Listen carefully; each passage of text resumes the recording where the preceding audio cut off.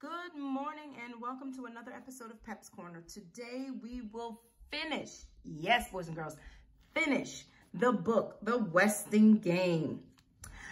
We will read chapters 29 and 30. We are still in week 17, day number 5. Our focus and purpose for reading is posted on the screen, so make sure you have your book in hand and are actively following along and reading.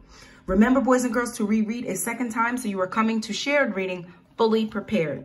Let's begin. Chapter 29. 5 years pass. The former delivery boy danced into the Who's new lakefront home. Let's give a cheer. The Ambers are here. Otis came to celebrate Doug's victory wearing the old zipper jacket and aviator's helmet. He had even let a stubble grow on his chin. The only thing missing was his delivery bike. They had come in the soup kitchen van. Thank you for a generous donation, Mr. Who. God bless you, Crow said. Otis and I distributed the inner souls among our people. It helped their suffering greatly. She looked worn, her skin pulled tight against the fragile bones, and she still wore black. Mr. Who, on the other hand, was stouter and less angry. In fact, he was almost happy. Business was booming. Milwaukee loved Who's little footies, and so did Chicago and New York and Los Angeles. But he still had not taken his wife to China.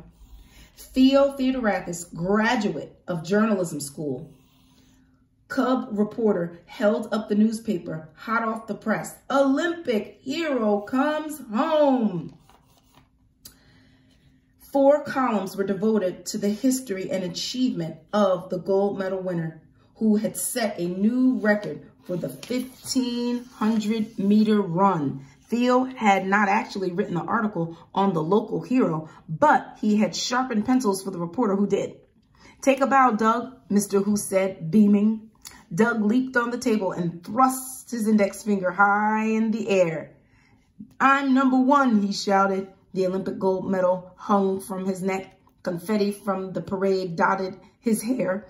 The Westing heirs cheered. Hello, Jake. I'm so glad you could come. Sonny, as Madam Who was now called, said, shaking the hand of the chairman of the State Gambling Commission. Boom!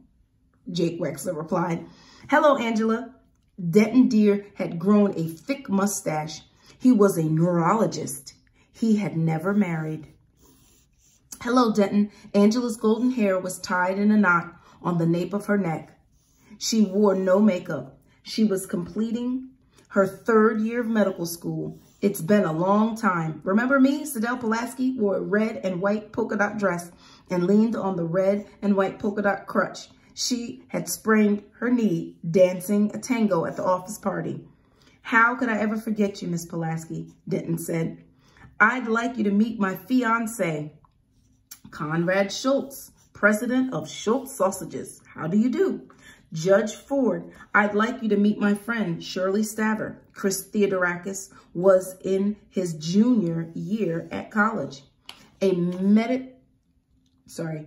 medication recently discovered kept his limbs steady and his speech well controlled. He sat in a wheelchair as he always would. Hello, Shirley, the judge said. Chris has written so much about you. I'm sorry I'm such a poor correspondent. Chris, I found myself in a tangle of cases this past month.